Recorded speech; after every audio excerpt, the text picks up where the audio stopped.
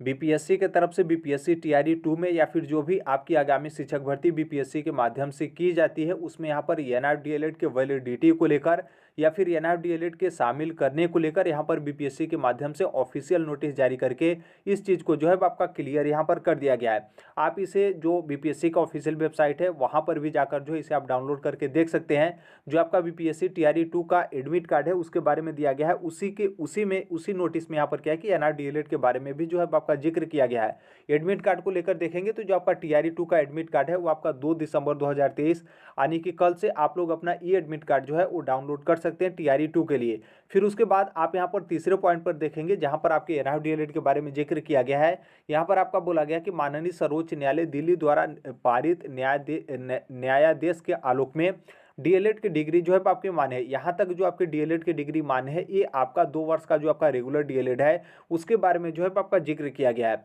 आगे आपका बोला गया कि अप्रशिक्षित प्रारंभिक शिक्षक जो दिनांक 10 अगस्त 2017 के पूर्व से कार्यरत हैं, उनकी 18 माह की डीएलएड की डिग्री जो है आपकी मान्य है। अब यहाँ पर 18 माह का डीएलएड का डिग्री का मतलब यह है कि यहाँ पर जो आपका बात किया जा रहा है, यहाँ पर आपकी एनआरसी डीएलएड के बारे में जो है आपका बात किया जा रहा है कि जो शिक्षक अभ्यर्थी 10 अगस्त 2017 से पूर्व कार्यरत है। देखिए ये ध्यान रखिएगा कि यहाँ पर जो आपका बोला जा रहा है कि पूर्व कार्यरत हैं, कार्यरत आप कहीं पर भी हो, चाहे आप गवर्नमेंट विद्यालय में हो या फिर एडेड विद्यालय में हो या फिर आप प्राइवेट विद्यालय में हो, क्योंकि नॉर्मल सी बात है आप किसी न किसी विद्यालय में कार्यरत थे तभी तो आप लोग यहाँ पर क्या है कि एनआरसी डीएलएड आपने किया था। अन्यथा तो एनआरसी डीएलएड जो फ्रेश कैंडिडेट है या फिर बिना विद्यालय में कार्यरत जो शिक्षक है वो तो एनआरसी डीएलएड किया नहीं था। एनआरसी डीएलएड वही किए थे जो किसी न किसी गवर्नमेंट विद्यालय या फिर प्राइवेट विद्यालय या फिर एडेड विद्यालय में आप लोग यहाँ पर कार्यरत है। और कार्यरत का मतलब यहाँ पर यह है कि जो आपका डेट भी यहाँ पर आपका दिया गया 10 अगस्त 2017 से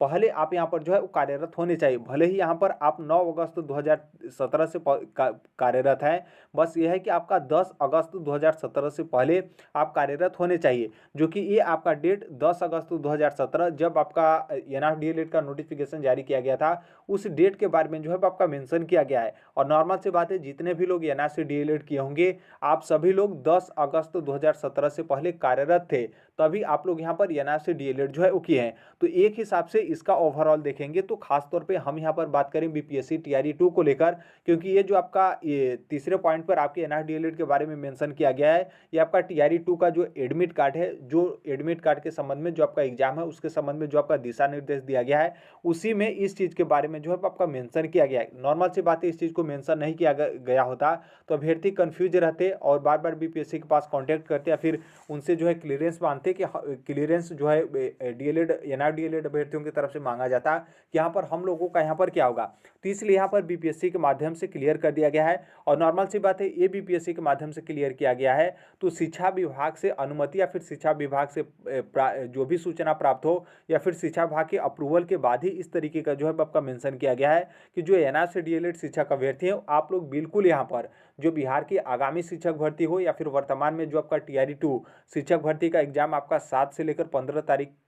15 दिसंबर के बीच में आप लोग का स्टार्ट है, तो आप लोगों को इसमें किसी भी तरीके का दिक्कत नहीं है। जो 18 महीने का एनआरएफ डीएलएड कोर्स है आप लोगों का यहाँ पर जो है आपका बिल्कुल वैलिड है, किसी भी तरीके का दिक्कत नहीं है। अब यहाँ पर बहुत सारे अभ्यर्थी यहाँ पर सोचेंगे कि 10 अगस्त 2017 क्या इसके प्रूफ के लिए क्या हमें जिस विद्यालय से हम लोग एनआरसी डीएलएड किए थे क्या वहाँ से हमें कोई प्रूफ लाना पड़ेगा, फिर कोई हमें उस तरीके का प्रमाण देना पड़ेगा कि हम 10 अगस्त 2017 से पहले कार्यरत थे। तो देखिए ऐसा कोई आपको प्रमाण नहीं देना है, ना ही आपको कोई प्रूफ देना है कि आप कब से कार्यरत हैं, क्योंकि जो आपका एनआरएफ डीएलएड का डिग्री है वो खुद आपका प्रूफ है कि आप यदि एनआरसी डीएलएड के लिए फॉर्म सबमिट किए हैं तो इसका मतलब है कि आप लोग 10 अगस्त 2017 से पहले किसी न किसी विद्यालय चाहे प्राइवेट या फिर एडेड या फिर गवर्नमेंट विद्यालय में आप लोग अपनी सेवा जो है एक टीचर के पद पे अप्रशिक्षित के रूप में जो है आप दे रहे होंगे। तो इसलिए वो जो आपका एनआरएफ डीएलएड का रिजल्ट है वही आपका एक तरीके से प्रूफ है या फिर वही आपका माना जाएगा कि आप यहाँ पर क्या है कि 10 अगस्त 2017 से पहले आप कार्यरत हैं। और आप कार्यरत हैं तो आपका जो 18 महीने का डीएलएड का कोर्स है, ये डीएलएड का जो आपका डिग्री है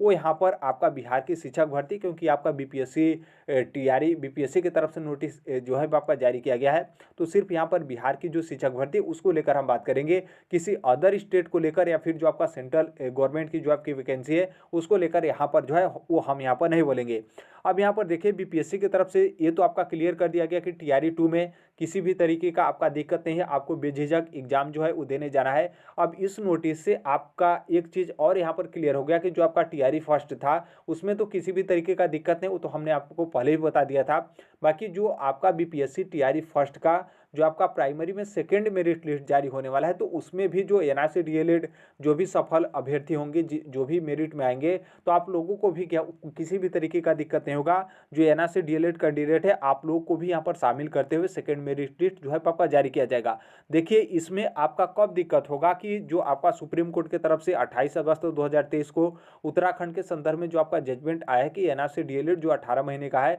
वो यहाँ पर शिक्षक भर्ती के लिए एलिजिबल नहीं होगा। तो देखिए जब तक कोई सुप्रीम कोर्ट की तरफ से सिर्फ और सिर्फ यहाँ पर बिहार शिक्षक भर्ती जो आपका है प्राइमरी और जूनियर उसके संबंध में एनआरसी डीएलएड कैंडिडेट को बाहर करने को लेकर कोई जब तक आदेश नहीं आता है, तब तक इतना तो आपका क्लियर है कि जो आपका बीपीएससी के थ्रू जो भी आपके यहाँ पर शिक्षक भर्ती हो रही है आप लोग को किसी भी तरीके का तनिक भी जो है आपका आँच नहीं है। और देखिए सुप्रीम कोर्ट की तरफ से कोई जाएगा उस तरीके से चैलेंज करने, उसके बाद ही यहाँ पर जो है आपका निर्णय आएगा, बाकी कोई उस तरीके का निर्णय नहीं आएगा। यदि मान लीजिए पटना हाई कोर्ट में भी कोई चैलेंज करता है सुप्रीम कोर्ट के ऑर्डर को, तो हो सकता है कि पटना हाई कोर्ट से भी कोई उस तरीके का निर्णय आए कि सुप्रीम कोर्ट का इस तरीके का निर्णय है, तो जो एनआरसी डीएलएड कैंडिडेट है उनको आगामी शिक्षक भर्ती या फिर जो भी शिक्षक भर्ती की प्रक्रिया चले उससे बाहर किया जाए या फिर उनको होल्ड रखा जाए, उनको फाइनल जो है कंप्लीट नियुक्ति पत्र जो है आपका न दिया जाए। तो ये आपका अलग मैटर है। लेकिन जब तक कोई कोर्ट केस या फिर कोई सुप्रीम कोर्ट की तरफ से कोई आदेश या फिर कोई भी उस तरीके का पटना हाई कोर्ट की तरफ से कोई निर्णय या फिर कोई आदेश नहीं आता है, तब तक एनआरसी डीएलएड कैंडिडेट बिल्कुल यहाँ पर सेफ हैं। और अभी जो एनआरसी डीएलएड जो अभ्यर्थी हैं सफल अभ्यर्थी, चाहे छठे चरण में हो या फिर सातवें चरण मतलब बीपीएससी टीआरई फर्स्ट में जो है आप लोग सिलेक्ट हैं, तो यहाँ पर क्या है कि सभी लोग मिलकर आप सभी लोग को पता है कि जो बिहार के जो पप्पू यादव उनका नाम है, जो भी एनआरसी डीएलएड जो शिक्षक संघ है उनके माध्यम से कोशिश किया जा रहा है कि आपका जो रिव्यू पिटिशंस है उसको जो है आपका दायर किया जाए, ताकि रिव्यू में क्या हो कि जो एनआरसी डीएलएड कैंडिडेट है उनको फिर से पुनः जो है आपका जिस तरीके से शिक्षक भर्ती होता है उसमें यहाँ पर शामिल कर लिया जाए। जो भी आपका उत्तराखंड के संदर्भ में सुप्रीम कोर्ट की तरफ से निर्णय आया तो उसमें उस तरीके का बहस या फिर जो भी उसमें उस तरीके का बातें उस चीज़ को क्लियर नहीं कर पाया गया था, इसलिए एनआरसी डीएलएड के खिलाफ इस तरीके का निर्णय आया। तो उनके तरफ से पूरा कोशिश किया जा रहा है कि यहाँ पर क्या है कि रिव्यू जो आपकी रिव्यू पिटिशन है उसको जो है आपका दायर किया जाए और एनआरसी डीएलएड कैंडिडेट को जो है आपका जीत मिले। ये तो आपका दूसरा बात हो गया। लेकिन यहाँ पर जो आपका वर्तमान में जो जो भी आपके यहाँ पर प्रक्रिया चल रही है उससे यहाँ पर बीपीएससी के माध्यम से क्लियर आपका कर दिया गया कि आपको किसी भी तरीके का दिक्कत नहीं है। एनआरसी डीएलएड जो 18 महीने का वो यहाँ पर बिल्कुल एलिजिबल है, बिल्कुल यहाँ पर मान्य है, चाहे आपका प्राइमरी शिक्षक भर्ती हो या फिर जो आपका जूनियर यानी जो 6 to 8 की जो है आपकी शिक्षक भर्ती है। तो अभी के लिए यही अपडेट है। बाकी आप एडमिट कार्ड को लेकर देख लीजिएगा। एडमिट कार्ड में आपके फोटो वगैरह अपलोड करने हैं, तो ये आपका साइज वगैरह आपको देख लेना है। संभवतः 2 तारीख बोला गया है, तो लगभग आज के मतलब आज आपका 12 या फिर 1-1:30 बजे के मतलब रात के लमसम आप लोग का यहाँ पर क्या है कि एडमिट कार्ड जो आपका होगा ई एडमिट कार्ड उस पर आप फोटो वगैरह आप अपलोड करेंगे, तो फिर उसके बाद यहाँ पर जो भी आपका एग्जामिनेशन सेंटर वगैरह कोड वगैरह के बारे में आपका जिक्र किया जा रहा है, तो वो आपको यहाँ पर जो है वो देखने को मिलेगा। बाकी इस नोटिस को आप पढ़ लीजिएगा। बाकी इसे हम टेलीग्राम पर शेयर कर दिए हैं, तो उसे भी जाकर आप जो है वो ध्यान रखते हुए पढ़ लीजिएगा। ओएमआर आपको बीपीएससी टीआरई सेकंड में बहुत अच्छे तरीके से भरना है, क्योंकि किसी भी तरीके का आपका इस बार जो है वो रियायत आपको देखने को नहीं मिलेगा। तो अभी के लिए यही अपडेट है, बाकी जैसे कर लीजिएगा। मिलते हैं अगले नेक्स्ट वीडियो में, तब तक के लिए थैंक यू।